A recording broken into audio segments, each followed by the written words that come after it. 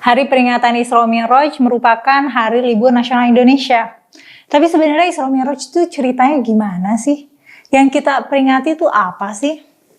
Peristiwa Isra Mi'raj ini terjadi pada bulan Rajab tahun 621 Masehi. Tahun Hijriahnya belum ada, masih tahun 0. Karena Isra Mi'raj terjadi kira-kira setahun sebelum Nabi hijrah. Yang mana itu sudah masuk di tahun 10 kenabian. Tahun ke-10 Nabi jadi Nabi. Di Quran, kisah ini diabadikan di surat Al-Isra ayat 1 yang bunyi potongan ayatnya Subhanalladzi asra bi'abdihi lailam minal masjidil haram ilal masjidil aqsal ladzi barakna haulahu. Maha suci Allah yang telah mengisrokan, memperjalankan Nabi di malam hari dari Masjidil Haram ke Masjidil Aqsa yang kami berkati. Isra itu artinya perjalanan Nabi dari Masjidil Haram di Mekah ke Masjidil Aqsa di Yerusalem. Sementara itu, Mi'raj itu artinya perjalanan lanjutan dari Masjidil Aqsa ke langit ketujuh. Langit ketujuh sebutannya adalah Sidratul Muntaha. Sidratul Muntaha secara bahasa artinya pohon yang ada di langit paling atas ya. Sidr itu sejenis pohon. Nabi Muhammad melakukan perjalanan ke langit ketujuh, berangkat dari Mekah menuju langit ketujuh via Yerusalem, hanya memakan waktu kurang dari semalam. Ngomong-ngomong, jarak dari Masjid Haram ke Masjid Aqsa itu 1462 km. Jauh banget tuh. Dari Pandeglang ke Banyuwangi, ujung ke ujung Pulau Jawa, itu aja cuma 1100 km. Nabi bisa cepet banget travelingnya, soalnya beliau naik buruk. Seekor hewan yang mirip keledai, tapi bisa ngebut, bisa terbang. Nabi juga jalannya sendirian nih, sama malaikat sih. Maksudnya nggak ditemenin manusia lain. Dan perjalanan Isra Mi'raj ini nggak ada saksinya. Sebagai tambahan konteks, waktu itu Nabi juga nggak punya istri ya saat itu. Khadijah belum lama meninggal. Selain sedang berduka karena istrinya belum lama meninggal, di tahun yang sama Abu Thalib, paman kesayangan Nabi, juga belum lama meninggal. Untuk menyimak detail ceritanya, bisa ke YouTube Forbidden Questions episode Isra Mi'raj ceritanya gimana sih? Referensi selalu aku cantumkan di kolom deskripsi ya. Halo, ketemu lagi sama aku Mela di Forbidden Questions, tempat kita mengeksplor pertanyaan tentang budaya dan agama. Episode kali ini aku pengen cerita peristiwa Isra Mi'raj nih. Detail cerita perjalanan Isra Mi'raj itu ada di riwayat-riwayat Nabi. Kalau di Quran cuma satu ayat itu tadi, Al-Isra ayat 1 tadi. Kisah yang panjangnya ada di Sahih Bukhari kitab permulaan penciptaan makhluk, bab tentang malaikat, dan ada juga di hadis Sahih Muslim nomor 234 kitab iman bab Isra. Kalau di syarah Muslim ada di nomor 162. Nah itu panjang banget, jadi kalau ditaruh di layar, riwayatnya kepanjangan dan kelamaan juga aku bacanya nanti. Kalau aku tampilin di layar bakalan kepenuhan. Jadi kalau mau cek sumber langsung bisa buka Sahih Muslim dan Sahih Bukhari ya. Aku ceritain singkatnya aja nih. Meskipun kita merayakan Isra Mi'raj tiap tanggal 27 Rajab, sebenarnya tanggal peristiwa Isra Mi'raj tuh nggak tahu kapan pastinya. Tapi yang jelas bulan Rajab. Jadi cerita gini. Pada suatu malam di bulan Rajab, Nabi lagi ada di sisi Ka'bah nih, lagi dalam keadaan antara tidur dan sadar. Kemudian beliau disamperin sama dua laki-laki bawa baskom yang terbuat dari emas, isinya iman dan hikmah. Hikmah itu pengetahuan dan kebijaksanaan ya. Terus orang itu belah badan Nabi dari dada ke perut, isi perutnya dicuci pakai air zam-zam, terus badan Nabi diisi dengan iman dan hikmah. Nggak tahu bentuknya gimana tuh iman dan hikmah. Karena yang kita tahu kan iman dan kebijaksanaan itu abstrak ya, bukan benda konkret. Habis itu beliau didatangi buruk. Buruk itu bentuknya kayak keledai tapi ukurannya lebih kecil dan warnanya putih. Buruk itu berasal dari kata bark yang artinya kilat. Sebenarnya di hadis-hadis sih penggambarannya nggak ada yang detail banget ya. Buruk itu penampakannya gimana. Nah meskipun dalam riwayat-riwayat nggak dijelaskan muka buruk itu gimana, tapi di karya-karya seni Persia, Near East, dan India mereka selalu menginterpretasikan penampakan buruk tuh wajahnya cantik gitu.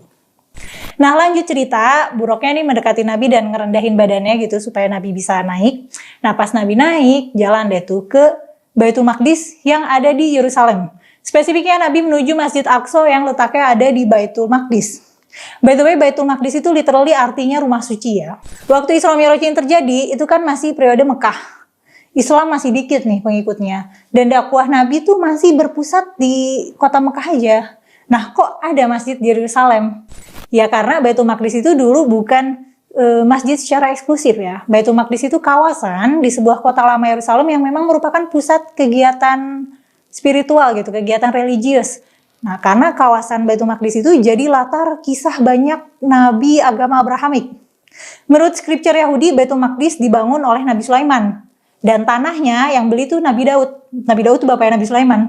Menurut scripture Kristen dan Yahudi juga, Nabi Ibrahim waktu mau ngorbanin anaknya, katanya kejadian di situ. Anak Nabi Ibrahim yang disembelih kalau menurut Kristen itu Ishak, kalau di Quran itu Ismail ya. Dan kawasan Baitul Maqdis ini udah ada ratusan tahun sebelum Masehi, udah lama banget. Udah berapa kali direnovasi, dihancurin, dibangun ulang. Jadi Baitul Maqdis itu emang pusat kegiatan spiritual lintas agama, tapi ya karena lintas agama jadi rentan konflik juga. Dari zaman Bani Israel, Babilonia sampai sekarang, itu tempat pusat spiritual / pusat konflik. Waktu Isra Mi'raj ini terjadi, kiblat arah sholat, masih menghadap Baitul Maqdis. Kiblat pindah ke arah Ka'bah baru setahun 2 tahun kemudian. Jadi Baitul Maqdis juga ini emang tempat yang penting dan suci buat orang Islam ya. Lanjut cerita, sampailah Nabi di Masjid Aqsa, masjid yang ada di kawasan Baitul Maqdis tadi. Terus buruknya diikat di depan masjid. Ada tuh area di depan Masjid Aqsa yang ditandain katanya itu tempat buruk parkir. Katanya nabi-nabi terdahulu juga gitu, kalau parkir keledai di depan masjid diikat. Nah terus Nabi ke masjid, sholat sunnah 2 rakaat, terus ketemu sama Jibril. Ditawarin minum sama Jibril, mau minum susu atau arak gitu. Waktu itu masih periode Mekah kan ya, arak belum haram waktu itu. Khamar, arak itu baru diharamkan setelah hijrah di Madinah. Jadi waktu itu arak belum haram. Nah terus Nabi maunya susu. Terus Jibril komentar, oh kamu memilih fitrah gitu, memilih kesucian. Lalu sama Jibril diantar nih naik ke langit. Di langit ada pintu, pas mau masuk ada yang nanya, siapa gitu? Jibril. Sama siapa? Sama Muhammad. Muhammad Rasulullah gitu, Muhammad Rasul. Iya. Nah, ternyata di balik pintu itu ada Nabi Isa dan Nabi Yahya. Nabi Isa dan Nabi Yahya itu tinggal di satu zaman dan masih sepupu jauh. Nah, terus Nabi naik lagi ke atas, ada pintu lagi, ketemu Nabi Yusuf, naik lagi, pintu lagi, ketemu Nabi Idris, terus ketemu Nabi Musa, terus ketemu Nabi Ibrahim. Ternyata nabi-nabi ini pada ada di langit. Dan banyak malaikat juga. Ada 70.000 malaikat di sana. Nggak tahu itu gimana ngitungnya, nggak ada sensus malaikat di langit kayaknya. Pas sampai di langit ke-7, ternyata di sana bentuknya tuh kayak kubah. Banyak pohon dan daun-daunnya besar kayak telinga gajah. Terus ada buah-buahan yang sebesar kendi gitu, sebesar tempayan. Nah terus ada 4 sungai di bawahnya. Pokoknya katanya indah banget, imajinasi manusia nggak akan bisa ngebayangin indahnya gimana. Saking terlalu indahnya.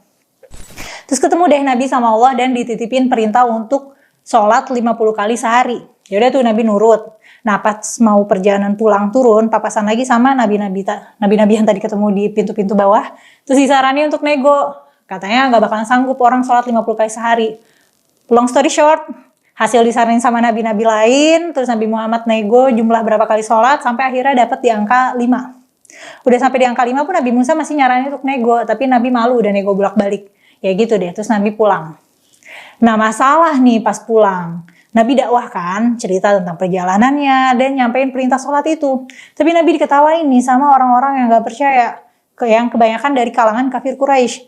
Nah terus kabar itu sampai ke Abu Bakar. Nah Abu Bakar itu tokoh senior, tokoh masyarakat yang dihormati lah ya. Nah pas kabarnya sampai di Abu Bakar menyatakan ke publik kalau dia tuh percaya sama peristiwa Isra Mi'raj ini. Nah terus yang lain juga jadi terinspirasi deh, wah Abu Bakar aja percaya gitu. Ya udah terus habis itu orang-orang nggak mempertanyakan lagi. Nah cerita sampingan tentang cerita Isra Mi'raj ini juga ada banyak. Ada riwayat Nabi itu cerita beliau melihat telaga Kausar di Sidratul Muntaha yang mana tepinya tuh terbuat dari rangkaian mutiara. Ada juga cerita ada riwayat Nabi yang ceritanya tuh Nabi waktu di langit ke-7 ketemu sama 2 malaikat yang ngajakin daki pohon. Ternyata di balik pohon itu ada kampung yang indah banget. Nah terus kata malaikat kampung itu buat orang-orang yang mati syahid. Ada juga cerita kalau malam itu beliau ketemu sekelompok malaikat yang menyarankan umat Islam untuk bekam.